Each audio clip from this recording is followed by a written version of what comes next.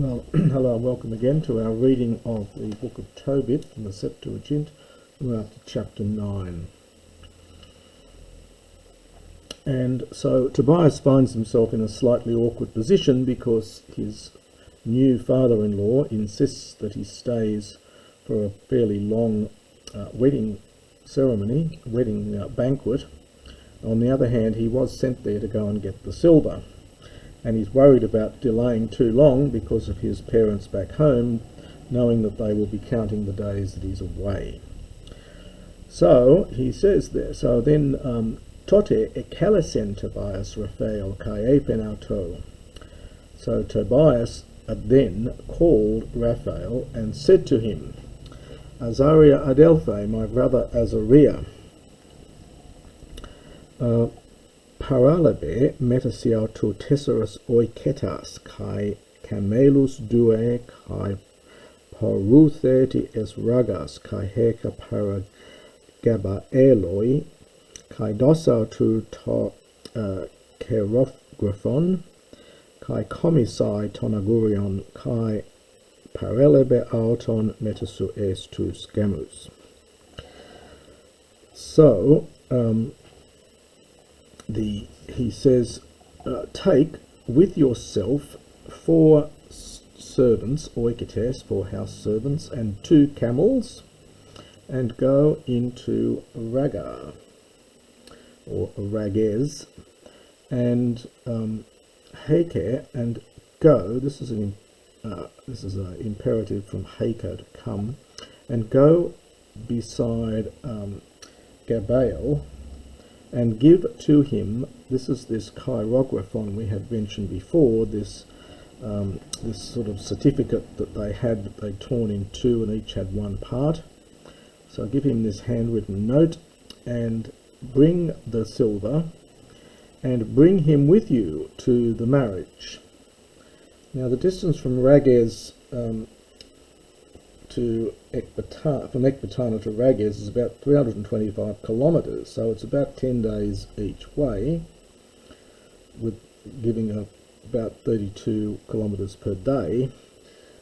So that's going to take much longer than what the marriage feast is going to be, but anyway, they don't worry too much about the geography here.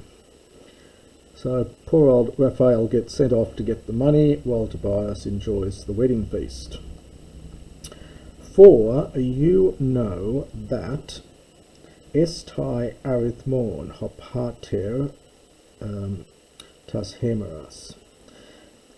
Odd expression here. This is it's a periphrastic future, but it's not Greek at all. It's that my father will be counting. So if you wanted to have a participle here, you could just use a future participle, but or could have just used a future form from arithmio, but he uses this periphrastic future here, which is very strange. It's not really good Greek at all. So you know that the father is counting the days, and ean chronizo from chronisdo, this is the future, sorry, the subjunctive after ean, and if I am delayed for 1 day, lupeso auton leon, I will grieve him excessively. This use of leon at the end of a sentence is again a Hebraism. The Hebrew word mo'od is often used in this same sense, although you can do this in Greek. It's acceptable Greek, but it does have a little bit of a Hebrew flavour to it here. Moreover, in all the earlier bits here, we get lots of these kais, this paratactic way of describing things, which is more Hebraic than Greek. Kai theores te o mosen raguel, and you will see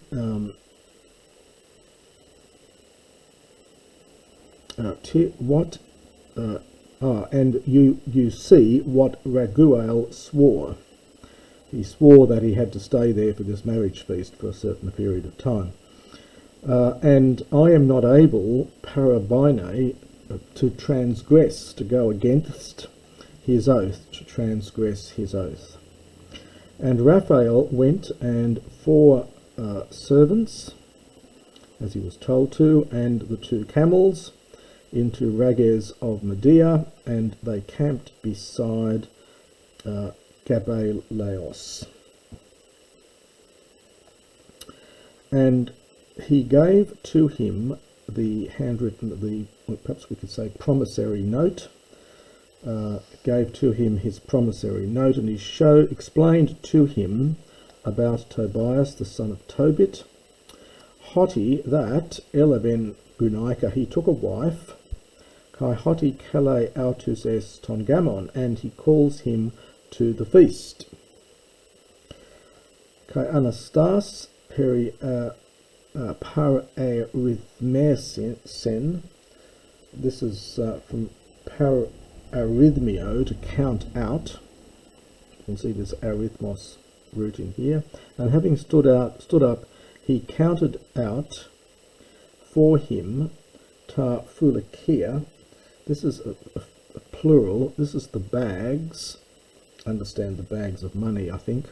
A fulikion is a word for a bag. It's fairly rare, quite late, I think. So having got up, he counted out for him the bags, understand the bags of money, sun tais fragisin, along with the seals, kai sunetheken alta, and they put them together. So they arranged them, and orthresan koinos, and the 2 of them, orthrisdo is to rise early. It's a Septuagint, a New Testament word. It's post-classical. So they rose early in common, and they went to the marriage. As I said, it's quite a long distance, 325 kilometres away, but the geography never seems to bother them here too much.